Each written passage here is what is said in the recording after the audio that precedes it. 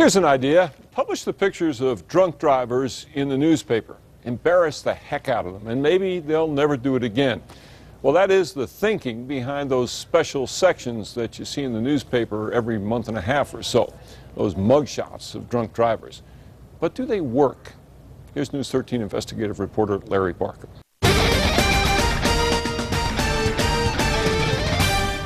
I'm placing you under arrest for driving while intoxicated. There's 2 open beers in your car? We'll place you under arrest for DWI. Drunk driving may be New Mexico's toughest issue to solve. We've witnessed aggressive law enforcement, mandatory jail, vehicle seizures, interlocks, and millions of dollars poured into education and rehabilitation. Yet drunk drivers appear unstoppable. In the last 5 years, 22,000 people have been convicted of DWI in Bernalillo County alone. State legislators have aggressively attacked the issue for years.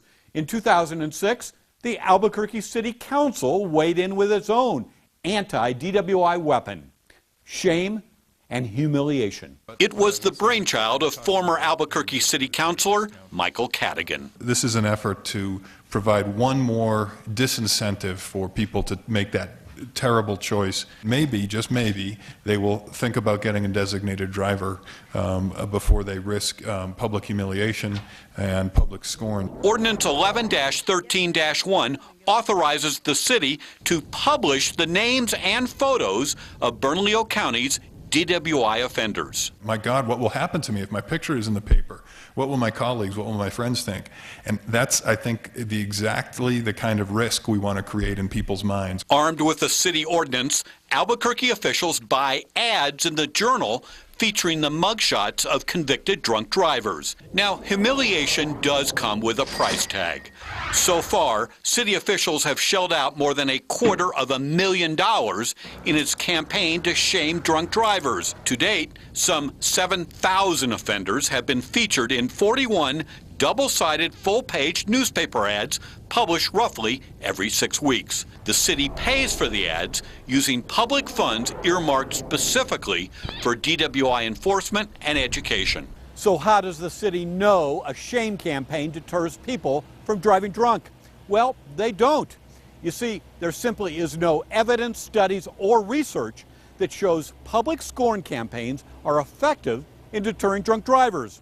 In fact, when DWI experts recommend programs to keep drunk drivers off the road, newspaper mugshots are never on the list. Laura Lee Ortiz heads up the New Mexico chapter of Mothers Against Drunk Driving. Is there any evidence to show that by publishing the pictures of DWI offenders, that will deter them from drinking and driving?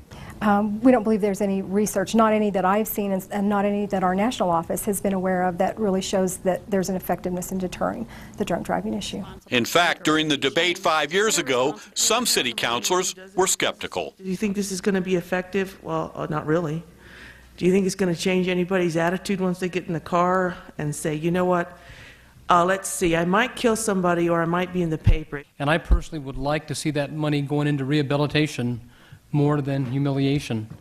I don't believe that humiliation is truly the answer. Councilors Sanchez and O'Malley said they would vote for the mugshot law only if it could be proven to work. The city council was required to evaluate the effectiveness of the ads after a year of publication.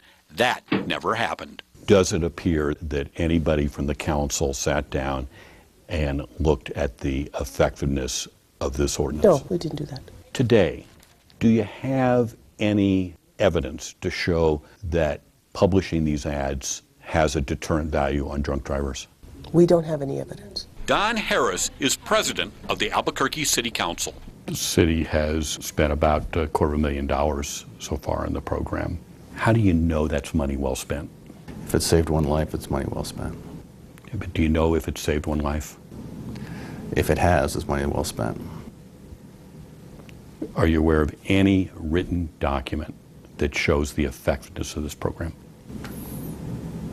No. So does public shame deter drunk drivers?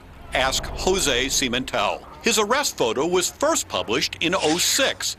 he apparently wasn't embarrassed enough to stop drinking and driving. 2 years later, he's back in the paper. And then in December 2010, Jose Cimentel made a drunk driving trifecta. It was the same story for Jackie Kelly. His repeated drunk driving convictions landed him in the February 07, October 08, and April 09 Hall of Shame. And then there's Estelle Rieno. She may have been embarrassed about her mugshot in the November 06 insert, but it wasn't enough to keep her from making 2 more guest appearances in the city's public scorn ads. The list of repeat ad offenders goes on and on. The Albuquerque Journal's been paid more than $250,000 to run the ads. However, the city is not required to buy newspaper ads at all. In fact, the city could have shamed all those offenders for free. You see, the ordinance requires mugshots be published either in the paper at $5,800 a pop or on the city's website for nothing. The decision to pay for the ads was a political one.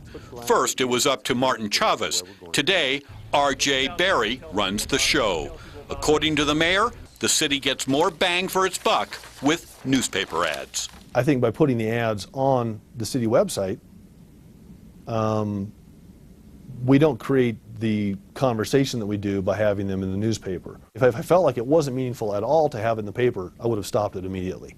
So I think there's some merit to having it there. Councilor Harris says it's time to put the mugshot ordinance under the microscope. Because of your investigation, we'll look at that more carefully, because I think it's time. And now it's been 6 years. I think it's time to have the dialogue with MAD, with the city council, with public safety team, talk about it and see if there's things that we can do better. Because at the end of the day, city council, mayor, you, the public, we want to make sure we're combating DWI.